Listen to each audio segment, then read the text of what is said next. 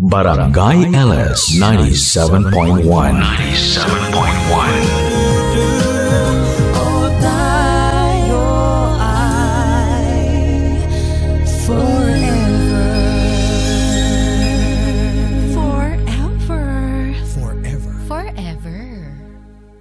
Ang mga kwento ng pag-ibig, kwento ng pag-asa, at kwento ng buhay sa Barangay Love Stories. Barangay Love Stories. Love Stories.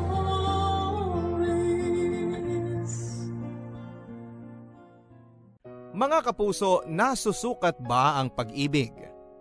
Paano malalaman kung tama lang o sobra na at nakakasira na?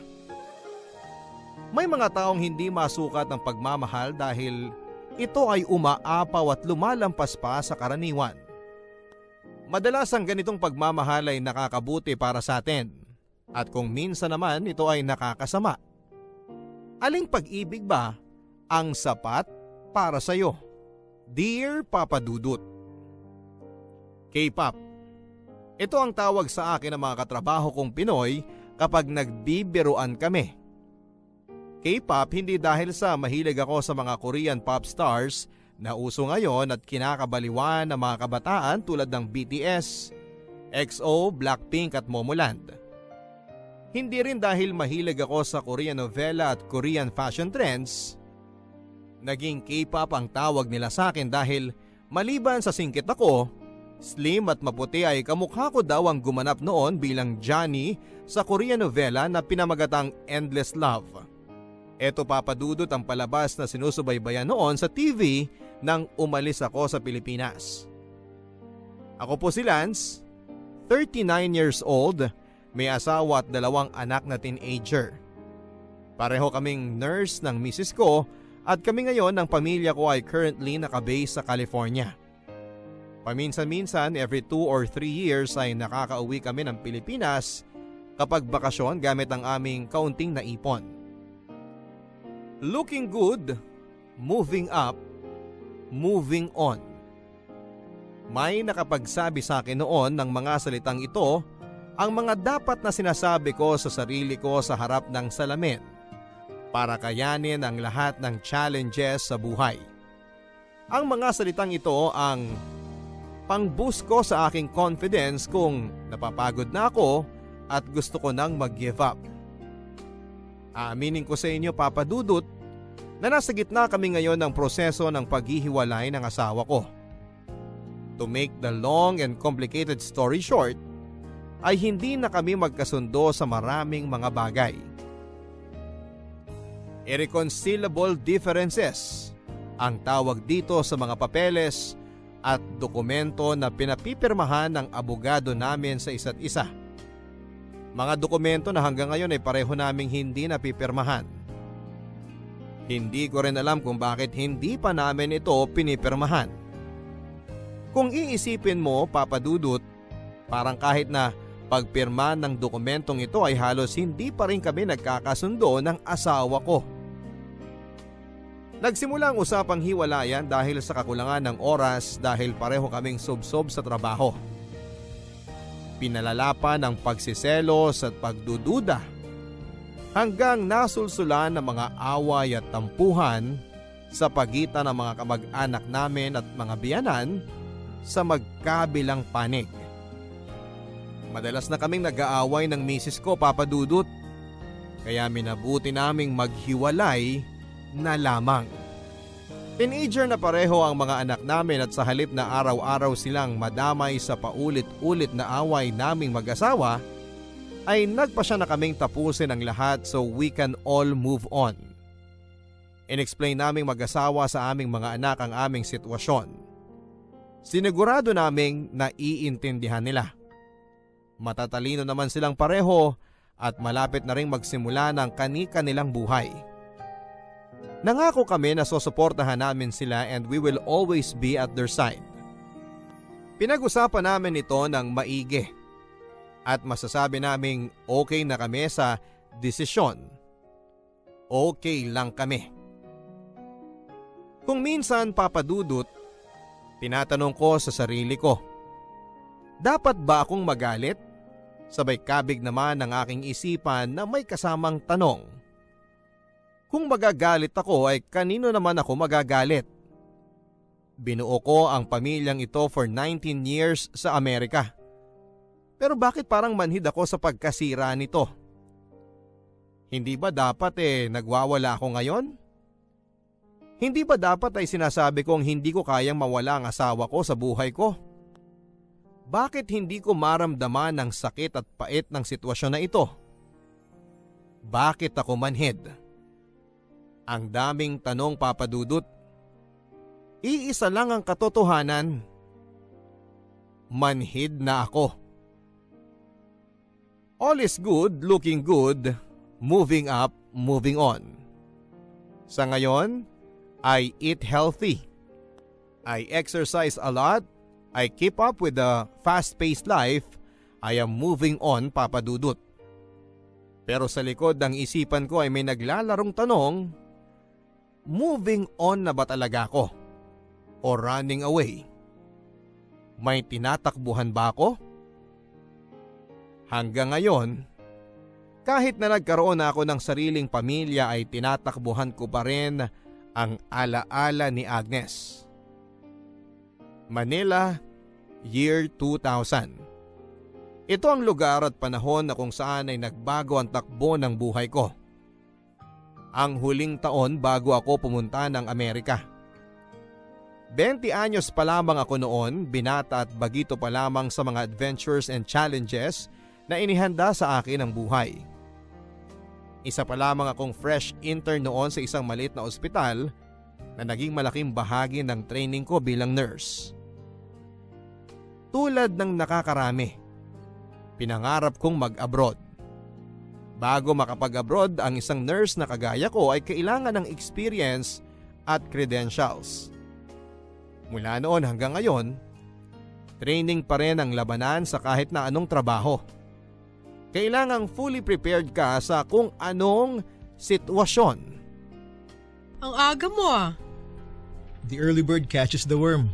Mabuti na yung maaga para makakuha ng magandang assignment. Pagkatapos ng training mo, early bird ang ilalagay ko sa recommendation ko sa'yo. Okay na yun, basta wag the worm. Ano bang happening ngayon sa ER? Let's see. Base sa folder merong may fractured ankle. Isang misis yung nasa corner na yon, nadula sa CR. Under observation pa siya. Yung nasa bed naman sa kabila, slight head injury. Nasagasaan ng taxi. Yung driver naman ng taxi nasa kabilang bed na high blood sa stress. Sila na rin ang nagtakbo sa sarili nila dito sa ospital. Lasing at di lang basta lasing, heavily intoxicated. Parang tabloid lang ah. Regular day sa ER. Walang exciting? Eto ang exciting. Lapit ka. Ano yan? Yung favorite patient mo, nandito ulit sa taas for check-up. Unang araw niya. Si Agnes? 3 days, full medical. Pwede bang pa-assign sa kanya? Pwede ba naman yun? Sa ER ka kaya? Sige na, please. 36 hours naman ang duty mo, di ba? Kahit hindi kita i-assign sa kanya, makakasalubong mo pa rin siya. Sige na, palitan ko ng duty. I-take over ko ang schedule mo next week. Sige na, please. I-assign mo na ako sa kanya. Bawal eh. Mahabang bakasyon din yun para sa'yo. Ayaw mo nun? Mas makakasama mo na matagal yung boylet mo. Shh! Huwag kang maingay dyan. Ako nang bahala sa'yo. Ewan, basta. Pag-iisipan ko. Kahit magkulong kayo sa bahay ng boylet mo. Ano ba? Bad ka. Sabi ko huwag kang maingay dyan eh. Sige na kasi, payagan mo na ako. Okay, fine. Total, early bird ka naman. Ayan! Thanks, Mamu! Mga kung tawaging mamu, oy. Ating lang to ha. Sure. Excuse me, hindi boylet yun. Forever ko na yun. Papa Dudut, March 12, 2000. Nang una kong makita si Agnes. First day of duty ko pa lamang noon sa ospital nang una kong nakita siya. Kulang ang staff noong araw na yon kaya nagboluntaryo akong magdala ng supplies sa nursery section ng ospital. Pink ang unang uniform na pinasuot sa akin. Sa pagdating ko sa nursery dala ang isang kahon ng supplies ay kitang-kita kong naginhawahan ng pagmumukha ng nurse na on duty dahil kanina pa pala niyang gustong mag-CR pero hindi siya makaalis dahil mag-isa lang siya at walang magbabantay sa mga bata. Ibinaba ko muna ang kahon at sinabing ako na lang ang magbabantay kahit ilang sandali habang wala siya. Nagpasalamat ang nurse at dali-daling nag-excuse para pumunta ng CR na nasa dulo pa ng floor. Naiwan ako ng ilang minuto kasama ang 4 na sanggol na mahimbing na natutulog sa nursery. Tahimik sa nursery room. Nang inilibot ko ang aking paningin sa loob ng kwarto, ay nakita ko sa viewing window ang isang babae na nakasuot ng kulay blue na damit na pampasyente na binalutan ng sweater na maroon. Ito ang unang pagkakataon na nakita ko si Agnes. May dimple siya sa kanang pisngi. Ito ang unang napansin ko noong nakita ko siya. Maputi si Agnes at medyo singkit. Mas matangkad lang ako ng kaunti sa kanya sa taas kong 5'7". Nakadungaw siya sa bintana ng nursery at pinapanood ang mga sanggol. Ang akala ko noon ay nanay siya ng isa sa mga babies na nasa nursery. Ang bata naman niyang ina, ang sabi ko sa sarili ko. Halos magkaedad lang kami, Papa Dudut. Dahan-dahan kong binuhat ang sanggol na tinitignan niya at nilapit ito sa viewing window para makita niya ng malapitan. Feeling proud ako noon, Papa Dudut. Bilang bagitong nurse, pakiramdam ko ay may nagawa akong magandang kontribusyon sa mundo nang ilapit ko ang sanggol sa kanyang ina kahit may makapal at malawak na salamin sa aming pagitan. Sandaling nagtagpo ang aming mga tingin. Parang tumigil ang mundo ng mga sandaling yon. Mapungay at maamo ang kanyang mga mata. May dimple din pala siya sa kaliwang pisngi. Sayang, sabi ko sa sarili ko, taken na siya. Naputol ang sandaling yon nang biglang bumukas ang pinto ng nursery. Paglingon ko sa likuran ay nakabalik na ang nurse on duty. Kumaway siya sa babae sa bintana, hudyat na kilala niya ito. "Hi Agnes," ang sabi ng nurse sa mahinang boses para hindi magising ang mga sanggol na natutulog. Sinundan ito ng pabulong na, "Kumusta ka na?" Sabay turo sa babae sa bintana nang halos walang lumalabas na tunog mula sa kanyang bibig. Thumbs up ang sagot ni Agnes mula sa labas. Kompleto ko nang nakita ang kanyang dimples, left and right. Para siyang mas batang Alice Dixon. Nag-disappear ang kanyang mga mata sa tuwing ngumingiti siya. Monthly check-up pala ni Agnes noong araw na yon at ang sabi sa akin ng nurse on duty abang hindi inaalis ang tingin at ngiti kay Agnes. "Hindi siya ang nanay ng bata. Magtanong ka kasi. Huwag kang basta-basta." Formal kaming nagkakilala pagkatapos ng sandaling yon sa nursery. Ipinakilala siya sa akin ni Mamu na naging supervisor na ng training ko matapos ang ilang buwan.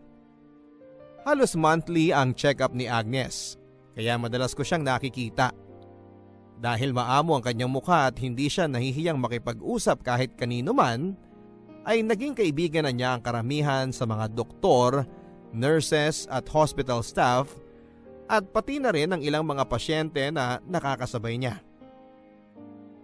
Unti-unti nang nahuhulog sa kanya ang aking puso at tuwing nakakausap ko siya, ay lalong bumibilis ang tibok nito. Aaminin ko na iisa pa lamang ang naging girlfriend ko at noong high school pa ako noong naging kami. Nagkahiwalay kami noong magkolehiyo na siya sa ibang lugar. Broken hearted ako noong nangyari yon at ibinuhos ko sa pag-aaral ang aking atensyon. Ngayon ko lamang ulit naramdaman ito, pero sa pakiramdam ko, ito ang mas totoo at tunay na pagmamahal. Once or twice a month ay nakakapag-usap kami ni Agnes at madalas na nabibiyayaan ng mas mahabang kwentuhan tuwing naa-assign ako sa kanyang floor. Salamat kay Mamu dahil mas madalas din ang pagkakataon na yon. Kumusta ang paborito kong patient? Heto, mahina pa rin ang puso. Dito ka sa tabi ko, Lance. Ha? Magra-rounds na si Doc eh. Baka mahuli tayo kung ano pang isipin. Ano ka ba? Kailangan ko lang ng alalay sa pagtayo. Nandito ka lang last month ha. Hindi ko ina-expect sa'yo ang sagot na mahina pa rin ang puso. Dapat strong and fighting. Ang bilis ko kasing mapagod lately. Mabilis kesa sa dati? Mas mabilis pa kesa mabilis na dati. Kumusta naman ang favorite nurse ko? Well, galing ako sa ER. Merong may fractured ankle, may nabundol ng taxi, may lasing na nagulpe. Regular day. Parang headlines ng tabloid ah. Yan din ang sabi ko sa chief nurse ko eh. Si Mamu? Ayaw nga niyang patawag ng Mamu eh. Nasilip mo ba ang folder ko? Anong sabi ng detail ko? Agnes, mahina ang puso mo. Hindi ka dapat palaging napapagod. Pagod na ako, Lance. 2 araw kada buwan ang schedule ng check-up ni Agnes sa ospital. Bata pa lamang siya ay mahina na ang pinakamalaking ugat na nagdadala ng dugo mula sa kanyang puso papunta sa buong katawan. Ang delikado sa kondisyon niya ay maaaring bumigay ito kahit na anong oras kaya dapat ay regular ang monitoring. Hindi maiging makapaglabas ng dugo ang kanyang puso kaya nahihirapan itong magtrabaho ng maigi. Mode of lifestyle ang cause nito para sa karamihan. Sa madaling sabi ay bunga ng pagpapabaya sa katawan. Kay Agnes naman, pinanganak na siyang may ganito. Sa madaling sabi, hindi niya kagustuhan. Papadudot hindi naging sagabal para kay Agnes ang kanyang kondisyon. Nagtuturo siya sa prep. Kung bawal ka nga naman sa stress ng panganganak, edi palibutan mo ang sarili mo ng mga bata. Iningatan ni Agnes ang puso niya dahil gusto niyang mabuhay. Gusto niyang magpatuloy at eto ang dahilan kaya pabalik-balik siya sa ospital, siya at ang kanyang ina. Ang bawat tao sa mundo ay may kanya-kanyang tungkulin. Ang bawat tao ay may papel na ginagampanan. Kadalasan ay hindi lang isa kundi 2, 3 o mas higit pa. Para sa akin bilang nurse, 3 ang uri ng tao. Ang mga tagasagip ng buhay, ang mga gustong magpasagip, at ang mga tao na ayaw magpasagip. 5 buwan matapos kaming unang magkakilala, August year 2000. Binanggit ni Agnes sa akin ang mga salitang hindi ko makakalimutan. Hanggang ngayon ay ito pa rin ang naririnig ko sa aking isipan. Ang sabi niya ay pagod na raw siya. Pagod na sa kakatingin mula sa labas ng mga bintana. Pagod na sa paghahangad ng mga bagay na hindi naman magiging kanya papadudot. Bakit ganon? Kung sino pa ang matinding magmahal ay siya pa ang mahina ang puso. Kung sino pa ang gustong magpasagip, siya pa ang halos wala nang makapitan. Dapat kasi may motivation ka para gumaling ka. Anong motivation ko para gumaling? Alam ko na. Papasyal tayo sa mall. Sa may arcade, Dance Revo, yung ganun. Dance Revo? Uso pa ba yun? Maganda yun. Exercise para sa'yo. Paano kung mapagod ako? Di ba sabi mo bawal ang mapagod? Oo nga no. E di, laro na lang tayo ng mga video game. Yung car racing. Bawal din ang too much excitement. Aba, parang mas ikaw pa ang nurse sa ating dalawa. Labas-pasok ako sa ospital mula grade 1, no? Maniwala ka, dapat bigyan ako ng PhD sa medicine dahil memoryado ko ng mga sakit ko. Alam ko na. Uupo na lang tayo sa bench sa mall. Tapos, manonood tayo ng mga nagsasayaw. Matagal ko nang ginagawa yan. Hindi na bago yan. Ibahin mo this time. Anong difference? This time, may kasama ka. Hehehe. Magtrabaho ka na nga. Mag-superhero ka na dun sa ibang room ng hospital. Oo, gusto mo manlait? Manlalait tayo ng mga sumasayaw. Gusto mo yun, di ba? Sige, fine. Oo na. Ang motivation ko ay manood ng mga sumasayaw at manlait. Salamat, Lance. Salamat sa ano? Nurse kasi ang palagi kong kasama kapag namamasyal. Ano ba ang tingin mo sa akin? Friend. Friend? Kaibigan. Nurse din ako. Ayoko kasi i-impose sa isang friend na bantayan ako. Ayokong obligahin. Voluntary ko naman ginagawa to. Aba, Nurse Lance, may pinapahiwatig ka ba? Aba, Patient Agnes. May magagalit ba? May magagalit ba kung ano? Doc, good afternoon. How are you feeling today, Agnes? Mabuting umingiti ka na. Mas magaan na po ang pakiramdam ko ngayon, Doc. Nasaan ang scan niya? Eto po, Doc. So, bakit palagi kang napapagod lately? What have you been doing different? Doc, hindi ko rin po alam eh. Regular stuff, I guess. We have to run more tests. You really have to stay for 3 days. Paano po yung trabaho ko, Doc? You need to take a rest. Stay away from stress. Nagtuturo ka pa ba? Opo, Doc. Nursery level pa rin. Nako, makukulit na mga bata pa man din. Baka yan ang source ng stress mo. I'll make my rounds muna tapos babalikan kita mamaya, okay? Meanwhile, you just relax. Sige po, Doc. Lance, are you coming? Yes po, Doc. See you later. Kadalasan papadudot ay 2 araw lamang kada buwan ng check-up ni Agnes. Pero dahil siguro sa sobrang pagod sa trabaho ay nadagdagan pa ng 1 araw ang check-up niya sa pagkakataong ito para daw i-monitor pa ng maigi ng mga doktor ang kanyang kondisyon. Inaamin ko na hindi unusual ang pag-i-extend ng check-up pero regular itong ginagawa kapag may kailangan pang i-verify sa mga test results. Second day ni Agnes sa ospital noong natapos ang 36 hours na duty ko. Bago ako umuwi after ng duty ko ay pinuntahan ko muna siya sa kanyang kwarto para magpaalam. Aaminin ko, papadudot, magmula ng unang nakilala ko si Agnes hanggang sa ngayon ay masasabi kong minahal ko na siya. Minahal ko siya dahil matapang siya. Minahal ko siya dahil hindi siya takot mangarap at abutin ito. Minahal ko siya sa napakaraming dahilan. Hindi siya mahirap mahalin. Pero paano ko ito sasabihin sa kanya na hindi niya ako pagtatawanan? Dapat ko pa bang sabihin?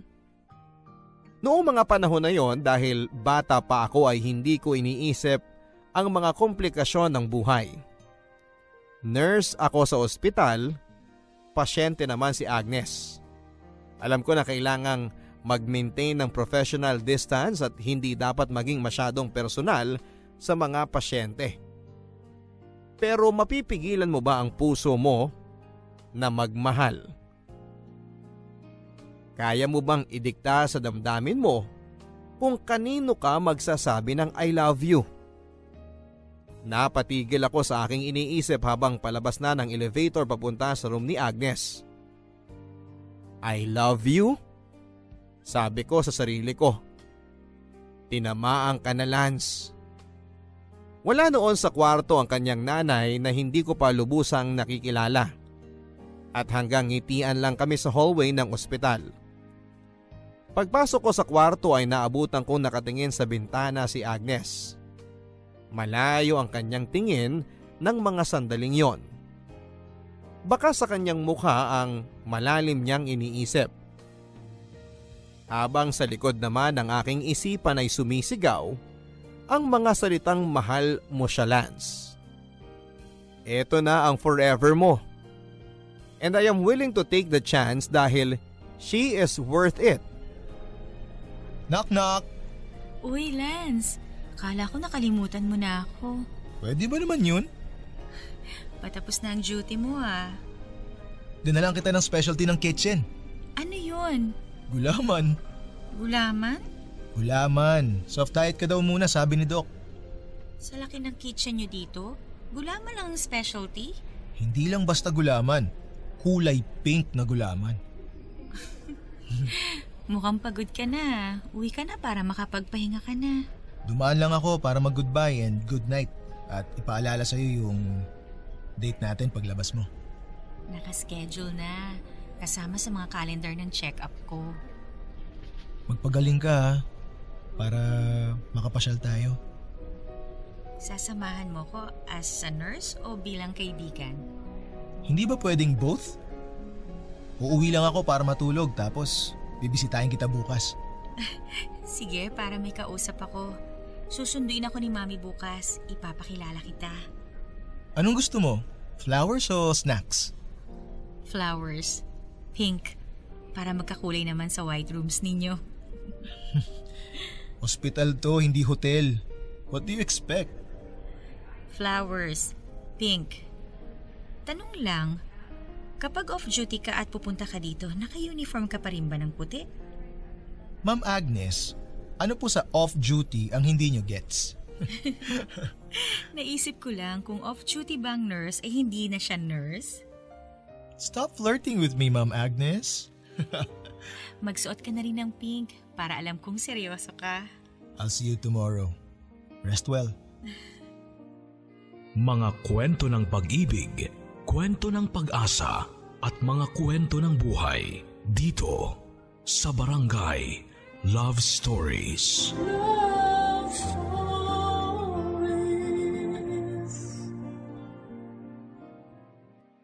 Alas 7 na ng gabi nang makarating ako sa aming boarding house, Papa Dudut. Naligo muna ako bago matulog. Aagahan ko ang pagising, ang sabi ko sa sarili ko, para mabili ang bulaklak na bilin ni Agnes dahil bukas ko siya bibisitahin. Sabay sa pagtulog ko ng gabing yon, Papa Dudut, ay ang pagdaloy ng mga alaala ng kanyang ngiti noong paglabas ko ng kanyang kwarto sa ospital. Sabay sa pagtulog ko ang hangad na sana dumating na ang bukas. Sa panaginip ko, dala ko ang mga alaala noong una naming pagkikita at kung paano naging instrumento ng pagkakakilala namin si Mamo. At noong araw na bitin ang staff ng ospital. Naalala ko pa ang makapal at malawak na salamin sa pagitan naming dalawa ni Agnes habang hawak ko ang sanggol na ang akala ko ay anak niya. Mahimbing na ang tulog ko nang magsimula sa panaginip ko ang pagdaloy ng mga alaala noong tulak-tulak ko siya sa kanyang wheelchair papunta sa hallway hanggang sa labas ng garden ng ospital para magpaaraw isang umaga. 3 paso ng bougainvillea sa isang maliit na balcony. Ito lang ang bumubuo ng tinatawag naming garden sa 2nd floor na nakaharap sa silangang bahagi ng buong avenue kung saan ay kitang-kita ang pagsikat ng araw. Pero para sa amin, noong mga sandaling yon, ito na ang park na pasyala namin tuwing umaga kapag on duty ako. Malalim na ang tulog ko nang sa panaginip ko ay inilipat niya ang kanyang kamay sa aking kamay at nagpapasalamat sa panahon na magkasama kami. Ngunit bigla akong nagising nang sinabi niya sa aking panaginip ang mga salitang, "Ano kaya ang pakiramdam kapag sumuko na ako?" Bigla akong nagising, Papa Dudut. Balisang-balisa sa aking kama. Bumangon ako at uminom ng isang baso ng malamig na tubig sa kusina ng aming boarding house. Pagtingin ko sa aking relo, alas 5 na ng umaga. Naka10 oras din ako ng tulog. Ito ang pangatlo at huling araw ni Agnes para sa kanyang check-up. Pagkatapos nito ay nakaschedule na siyang i-release. Naalala ko pa yung araw na yon. Maaga akong nagising, naligo at nagbihis. Hindi ako nag-aagahan dahil plano ko siyang saluhan para sabay kaming kumain. Papunta ako sa palengke para maghanap ng pink na bulaklak na bagay para sa kanya. Pagdating ko doon, ang daming pink na rosas. Bibilhin ko na sana ang inaabot ng tindera na isang ready-made bundle pero nakita ko ang isang balde ng mga hindi pa nakataling rosas.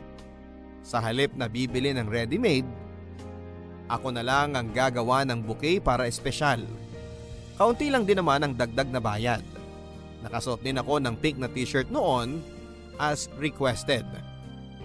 Pero hindi ako nakahanap ng buong kulay na pink, kaya pink na lang na may blue stripes ang sinuot ko na regalo pa sa akin ng nanay ko nung nakaraang birthday ko at hindi ko pa nasusuot.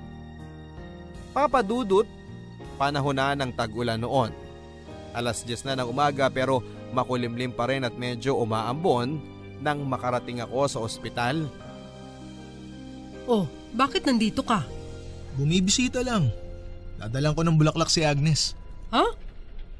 Pink daw ang sabi niya. O ito, pink. Hindi mo ba alam? Ang alin? Wala nagsabi sa'yo? Bakit? Lance, ano ba? Huwag ka dito magtaas ng boses. Anong nangyari kay Agnes? First name basis na kayo ng pasyente mo?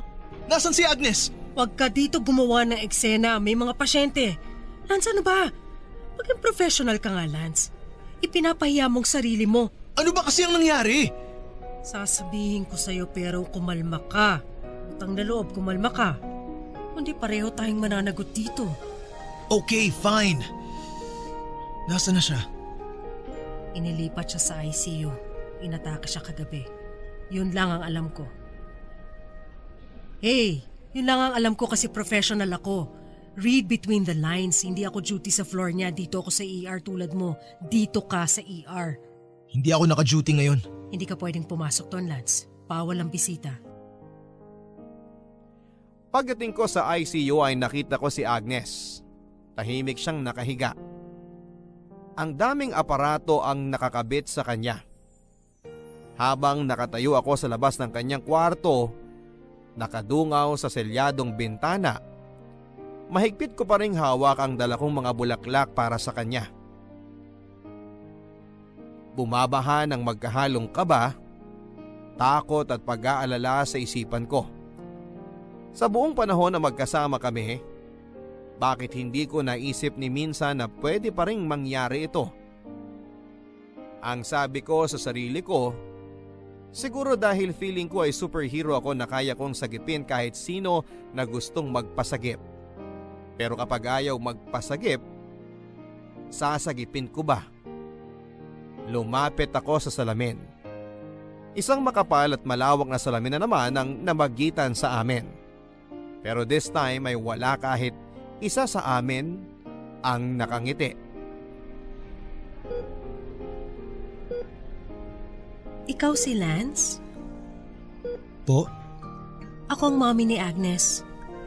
Sabi niya kagabi magdadala ka daw ng pink flowers at nakapink ka.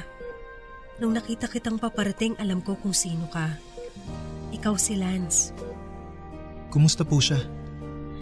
Inabutan siya dito ng sakit niya kagabi. Mabuti na lang at sumabay sa check-up niya. Mabuti na lang dito nangyari at hindi sa ibang lugar. Nagtatawanan pa po kami kahapon bago ako umalis. Alam mo ba, hate niya ang pink? Pero no more room daw for hate kaya in-embrace niya pati ang kulay na yon. Kaya yata niya pinasuot sa'yo at pinadala ka ng pink na bulaklak.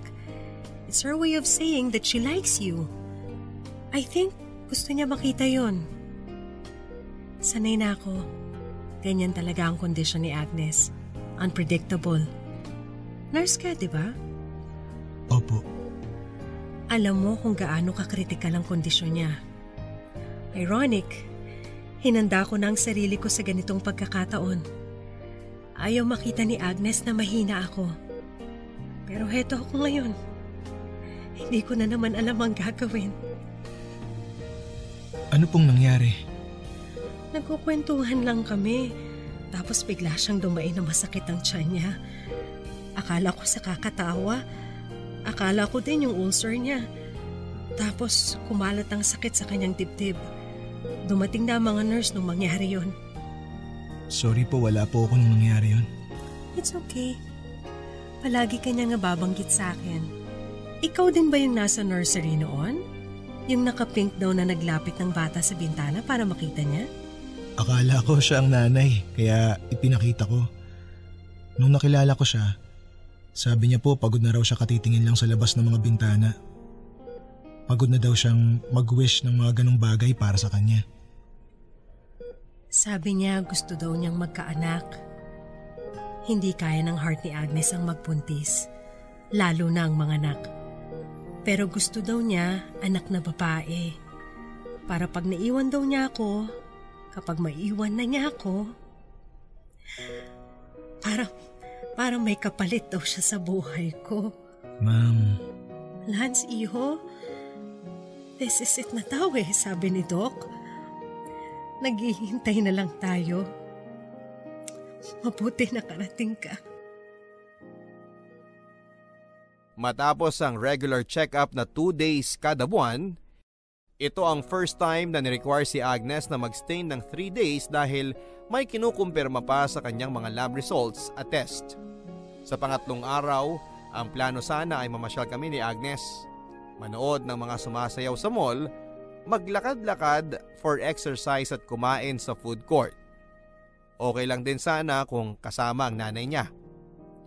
Pero sa ngayon, sa pangatlong araw na ito ay nandito lang kami.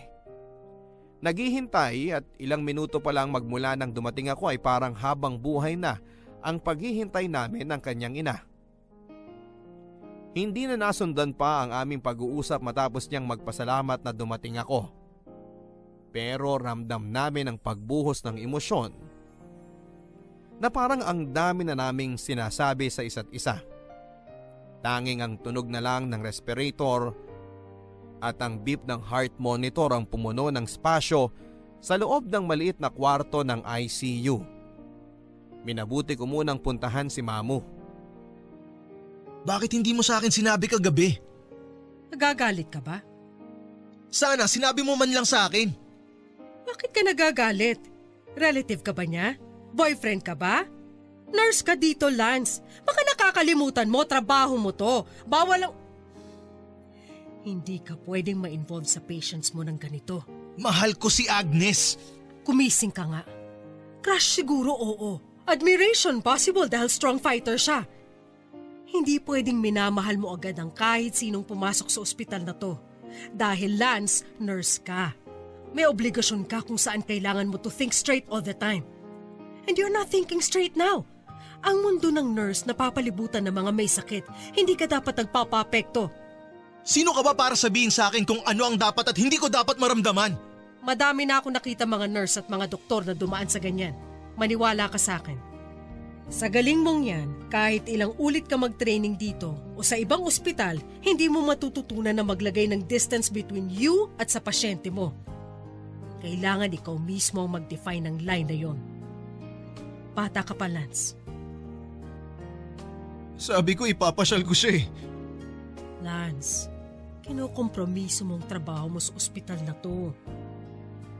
Kapag nangyari to sa'yo, kapag ang mahal mo nasa ICU na yun, iiwanan mo ba? Masanay ka na, Lance.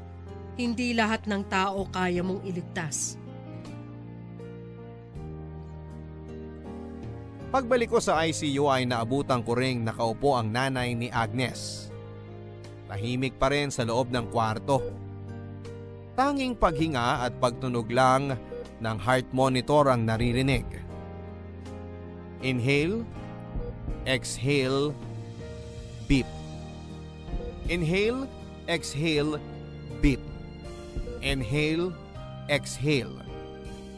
Hanggang huminto na ang kahit na anong tunog ng paghinga na nasundan ng isang mahabang beep. Wala na akong narinig pagkatapos noon.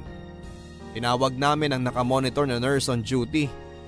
Mabilis na pumasok ang iba pang mga nurses sa room na nasundan din ang pagdating ni Doc habang ang lahat ay gumagawa ng paraan para i-revive si Agnes. Sa gitna ng kaguluhang ito ay parang wala pa rin akong naririnig.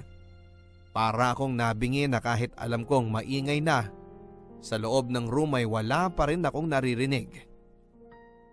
11:58 AM ay nakita kong sinulat ng nurse sa hudyat ni Doc ang oras sa clipboard kung saan ay nakalagay ang detalye ni Agnes. Wala akong narinig. Dahan-dahan akong umatras palabas ng kwarto. Wala na rin akong naramdaman pa. Sa 20 taong laban niya sa sakit na ito, sumuko na rin siya. Doon nagsimulang magmanhid ang damdamin ko.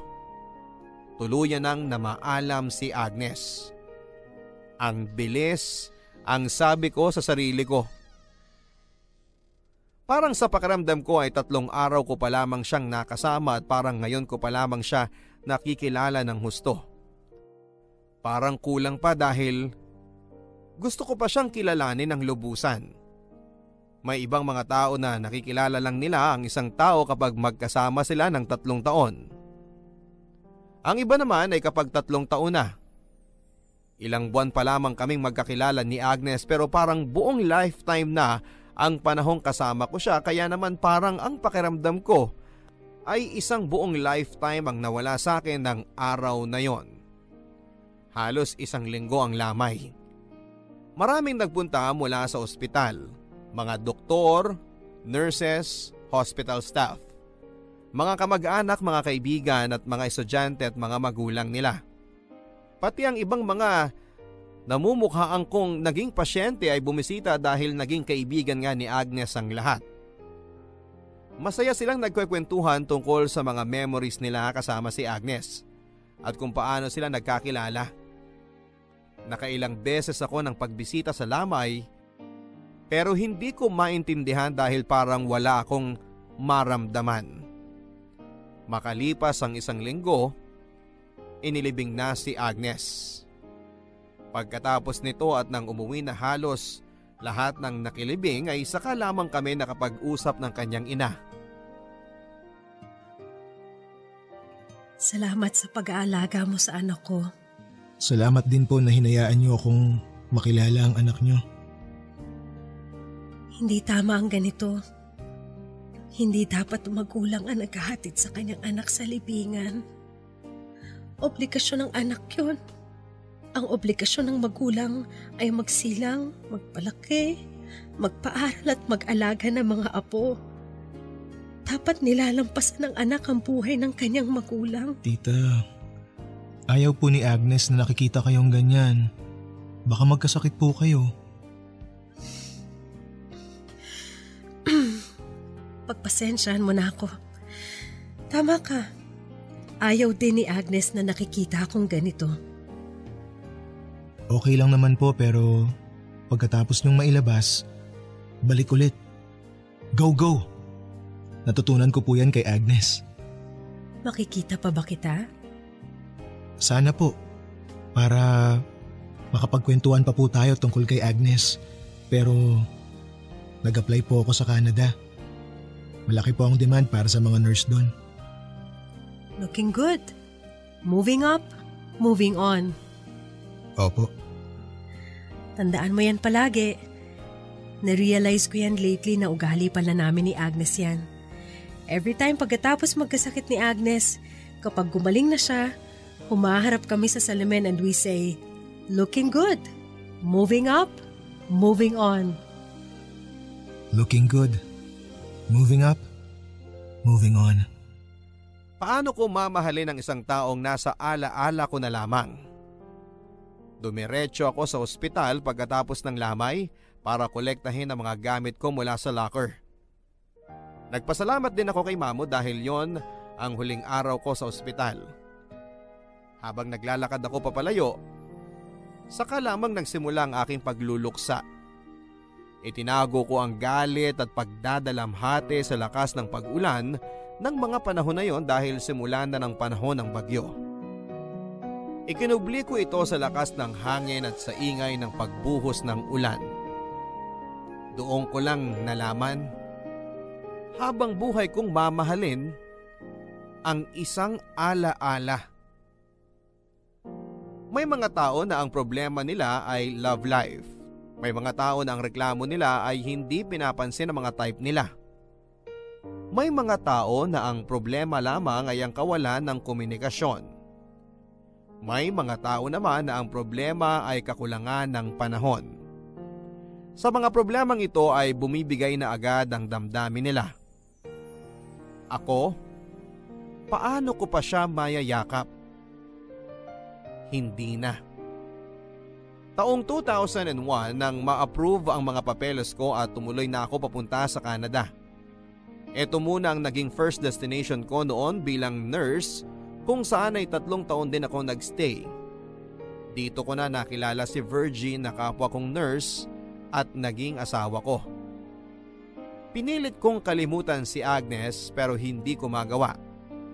Palaging laman siya ng aking alaala. Paano ko nga ba makakalimutan ang lahat ng yon? Second year namin sa Canada nang pinanganak namin ang aming panganay. Nang makita ko siya at mahawakan, nang yakapin ko siya sa harapan ng asawa ko, saka ko lang finally nasabi sa sarili ko na looking good, moving up and moving on.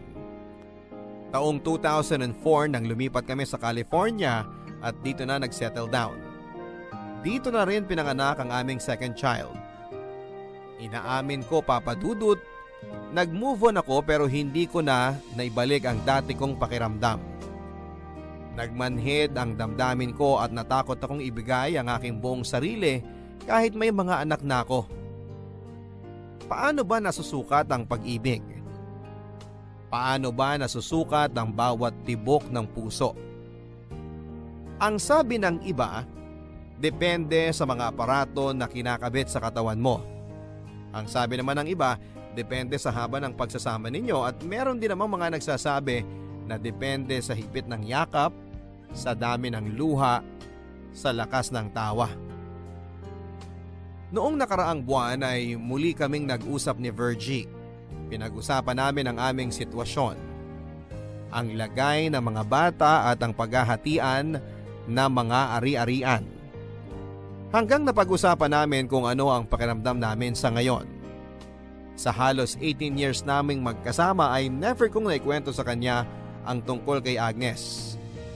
Ngayon lang, nang simula ay nagalit si Virgie hanggang sa naintindihan niya. Hanggang hindi na siya umimik. Tinanong ko kung pwede ba naming subukang muli at hinawakan lang niya ang aking mga kamay at sinabing hayaan na lang namin na ang tadhana ang gumawa ng paraan. Kung meron, meron pa. Sa ngayon ay wala. Hindi nagtatapos dito ang kwento ng buhay, Papa Dudut. Patuloy nating isinusulat ang direksyon kung saan tayo patungo. Hindi man kami nabigyan ng mahabang panahon ni Agnes ay nabiyayaan naman ako ng pamilya na mamahalin ko ng walang kondisyon. Sa ngayon ay may sariling buhay na sinisimulan si Virgie. Ang mga anak ko na 1 taon lang ang pagitan sa isa't isa ay 17 and 16 years old na at gusto na rin magsimula ng sariling buhay. Naniniwala ako na patuloy nating binubuo ang ating kasaysayan. Maraming salamat po, Papa Dudut, sa pagkakataong ma-share ang kwento ko. At sana ay may mga nakapulot ng aral dito na kailangan nating bigyang halaga ang bawat pagkakataon na kasama natin ang mga mahal natin sa buhay habang merong pang panahon. Ang inyo pong kapuso at kabarangay, Lance. Maraming salamat, Kapusong Lance, sa pagbabahagi ng iyong barangay love stories. Tama ka sa mga sinabi mo sa huling bahagi ng iyong sulat. Sa bawat pagkakataon na kasama natin ang mga mahal natin sa buhay, habang merong pang panahon ay bigyan natin ng halaga ang mga panahon na yon na kasama natin sila. Hindi masama na alalahanin natin ang ating mga nakaraan. Pero kung ito ang sagabal natin sa pagkakaroon ng matahimik na buhay kasama ng mga bago nating mahal sa buhay, oras na siguro para mag-isip-isip ka. Hindi pa huli ang lahat sa inyo ng asawa mong si Virgie. May panahon pa para ayusin mo ang inyong pagsasama. Subukan mo. Gawin mo ang makakaya mo para maibalik ang dating sigla ng inyong pagsasama. Naniniwala ako na hindi magugustuhan ni Agnes na mag-suffer ka mula sa kanyang alaala. Subukan mo na kausapin si Virgie at humingi ng pangalawang pagkakataon. Hanggang sa muli, mga kapuso, ako po si Papa Dudut sa mga kwento ng pag-ibig, buhay at pag-asa. Dito sa Barangay Love Stories.